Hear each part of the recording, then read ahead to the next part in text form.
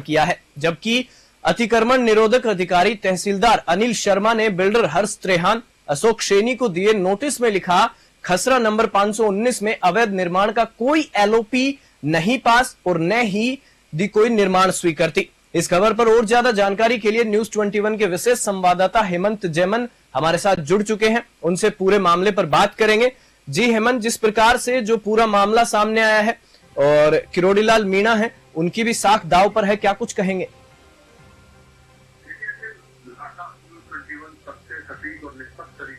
जी अपनी खबरों के माध्यम से जो बिल्डर है या फिर ऐसे लोग जो सरकार की आंखों में धूल झोंक रहे हैं और जो नियम कानून बने हैं जी बात पर रखकर सरकारी अधिकारियों से मिलीभगत करके आम जन के हितों से खिलवाड़ कर रहे हैं, ऐसे लोगों को हम बेनकाब कर रहे हैं और ये सिलसिला हमारा लगातार जारी रहेगा। जी हमने पूर्व में बताया था, न्यूज 21 की पहली खबर थी जिसमें ये बताया गया था कि किस तरह से एक बिल्डर ने सुविधा केंद्र की जमीन और खासतौर पर ग्रीनलैंड एरिया जी तो एक अपना तालीमार विस्तार का एक ग्रीनलैंड एरिया है, करीब 1500 स्क्वायर मीटर जमीन, जिसको यूआईटी के जो सैनिक है मनोहर मीणा, उन्होंने तस्दीक किया है अपने रिपोर्ट में। हालांकि वो एरिया काफी बड़ा है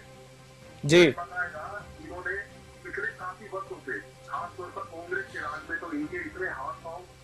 मजबूत हो गए थे क्योंकि इनके पर एक आला अधिकारी का दूसरा प्रभाव था। जी प्रभाव में ये लोग किसी को कुछ समझ नहीं रहे थे, कानून साथ पर रखे हुए थे और इन्होंने वहां पर उनका बिल्डर का ऑफिस संचालित कर रखा है, एक कृषि ऑफिस संचालित है, कृषि स्कूल संचालित है, मैरिज होम 22 से 24 कमरों का एक होटल इन्होंने होटल नुमा गेस्ट हाउस वहां पर बना रखा है जी और मैरिज होम करा रखे, करोड़ों रुपए की इनकम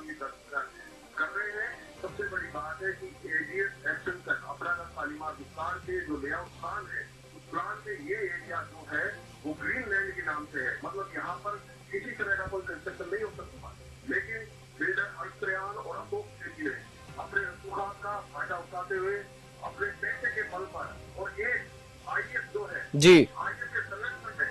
इस पूरे कार्य को अंजाम दिया और यूआईटी के अधिकारियों के सामने नतमस्तक रहे। जी लेकिन एक शिकायत करता आरडी मीणा, उन्होंने शिकायत की बताया, उस शिकायत पर मंत्री किरोड़ीलाल मीणा है, प्रभारी मंत्री अलवर जिले के, उन्होंने बताया लेटर लिखा, एक पत्र लिखा यूआईटी सेक्रेटरी को कि आप इस पर तत्काल कार्रवाई करें। आप देखिए जनाब, किसी कोई बात होती है, किसी कोई आम आदमी कंप्लेन करता है, शिकायत को महीनों महीनों क्या सालों सालों में 1.5 साल तक रखा जाता है। लेकिन जब प्रभारी मंत्री ने यूआईटी सचिव को फोन किया और लेटर लिखा, तत्काल यूआईटी सचिव ने अपनी टीम गठित की और जाकर के वहां पर टीम गई। जी और मैं आपसे हेमंत ये भी जानना चाहूंगा कि जिस प्रकार से विधिक नोटिस जारी किया गया है और 3 दिन में दस्तावेज पेश करने की भी बात कही गई है, अगर नहीं पेश किए जाते हैं तो इनको ध्वस्त और सीज करने की जो कार्रवाई है वो की जाएगी। शिकायत करता जो आरडी मीणा है उसने बताया अपने पत्र में, शिकायत पत्र में कि बिल्डर को भूमाफिया कहते हुए संबोधित करते हुए जी अशोक सैनी, यशपाल सैनी जी नाम लेते हुए उन्होंने बताया, पूरा एक रिपोर्ट दिया है, पूरी एक पत्रावली है, उस पर इन्होंने कई सारे एलिगेशन किए। खासकर सबसे बड़ी बात है कि जब यूआईटी ने मंत्री किरोड़ीलाल मीणा के फोन के बाद और लेटर के बाद एक्टिविटी की तो वहाँ जेईएन जो है मनोहर मीणा वो 12 सितंबर को जाकर के इसकी जांच करते हैं, रिपोर्ट बनाते हैं, मौका रिपोर्ट। जी उसके बाद लगातार 3 इनको नोटिस जाते हैं। आप देखिए कि बिल्डर कितना प्रभावशाली है। जी यूआईटी के अधिकारी उनको नोटिस दे रहे हैं, लेकिन नोटिस उनके लिए कोई मायने नहीं रखते। उन्होंने नोटिस को अवॉइड किया और जाकर के सीधे कोर्ट चले गए और कोर्ट में जाकर के वहां से एक नीचे ला गया था, इससे लेकर के आ गए। हालांकि कोर्ट में न्यायालय ने बकायदा इसका हवाला दिया है कि न्याय अलवर नगर विकास में बिना विधिक कार्रवाई की कोई कार्रवाई ना करे, तो विधिक कार्रवाई को अपनाते हुए न्यायालय के आदेश की पालना करते हुए न्याय सचिव जो है आईएएस है सुनील नाना रायगुड़े, उन्होंने सेक्रेटरी ने बताया इनको नोटिस जारी किया है, विधिक नोटिस, और विधिक नोटिस में स्पष्ट किया है कि यदि आप 3 दिन के अंदर अपने दस्तावेज पेश नहीं करते तो आपके खिलाफ नियमानुसार कार्रवाई होगी। और जो ये अवैध निर्माण है, जो बिना एलओपी पास किए, बिना निर्माण स्वीकृति के आपने बनाया है उसको ध्वस्त और सील करने की कार्रवाई की जाए। जी, मैं आपसे एक आखिरी सवाल ये भी जानना चाहूंगा हेमंत की जिस प्रकार से अब जिम्मेदारी है वो राजस्थान सरकार और यूडीएच विभाग और मंत्री झाबर सिंह खर्रा पर आ गई है, तो ये भी अपने आप में एक देखने वाली बात होगी कि वो इस पर किस प्रकार का संज्ञान लेते हैं, क्योंकि एक आम आदमी होता है उसका जो अवैध निर्माण होता है या फिर वो कुछ भी निर्माण करता है बिना किसी परमिशन के, तो उसका निर्माण तो तोड़ दिया जाता है। लेकिन जब इस प्रकार के बड़े बिल्डर सामने आते हैं और जब ये इस प्रकार का निर्माण करते हैं तो इन पर कार्रवाई होने में इतना लंबा टाइम क्यों लगता है? देखिए, आगे सबसे बड़ी बात है कि ये पूंजीवाद का दौर है जी और यहाँ इस पूंजीवाद के दौर में जो पूंजीपति है, जो धनबल से जिसके पास धन है, बल है या फिर कोई अप्रोच है, उस आदमी की पहले सुनवाई होती है, चाहे वो पहले गलत हो या सही हो। जी यहाँ किसी ईमानदार आदमी की, गरीब आदमी की सुनवाई नहीं है। हालांकि राज्य सरकार कितने ही दावे करे और दावे कर भी रही है, उन दावों को अमली जामा पहनाने का काम, धरातल पकड़ने का काम राज्य सरकार के प्रतिनिधियों का, जी विधायकों का, स्थानीय प्रशासन का है। लेकिन सबसे बड़ी बात क्या है, ये जो बिल्डर है प्रधान होम डेवलपर, जी एनसीआर का बहुत बड़ा बिल्डर है, इसके काफी सारे प्रोजेक्ट चल रहे हैं और हर साल इनका मुखिया है और उसके संरक्षण में अशोक सैनी या डायरेक्टर जो है वो अलवर में पूरी अपनी एक कुंडली जमाए हुए हैं। इन्होंने लगातार अधिकारियों को इतना खर्च कर दिया है कि अपने पैसे के दम पर वो अधिकारियों से कुछ भी काम करा रहे हैं। एक छोटा सा आदमी यदि अपने घर के आगे दुकान निकालते तो नोटिस जारी किया है, विलिंग नोटिस, और विलिंग नोटिस में स्पष्ट किया है कि यदि आप 3 दिन के अंदर अपने दस्तावेज पेश नहीं करते तो आपके खिलाफ नियमानुसार कार्रवाई होगी। और जो ये अवैध निर्माण है, जो बिना एनओसी पास किए, बिना निर्माण की के आपने बनाया है, उसको ध्वस्त और सील करने की कार्रवाई की जाए। जी, मैं आपसे एक आखिरी सवाल ये भी जानना चाहूंगा हेमंत की जिस प्रकार से अब जिम्मेदारी है वो राजस्थान सरकार और यूडीएच विभाग और मंत्री झाबर सिंह खर्रा पर आ गई है, तो ये भी अपने आप में एक देखने वाली बात होगी कि वो इस पर किस प्रकार का संज्ञान लेते हैं, क्योंकि एक आम आदमी होता है उसका जो अवैध निर्माण होता है या फिर वो कुछ भी निर्माण करता है बिना किसी परमिशन के, तो उसका निर्माण तो तोड़ दिया जाता है। लेकिन जब इस प्रकार के बड़े बिल्डर सामने आते हैं और जब ये इस प्रकार का निर्माण करते हैं तो इन पर कार्रवाई होने में इतना लंबा टाइम क्यों लगता है?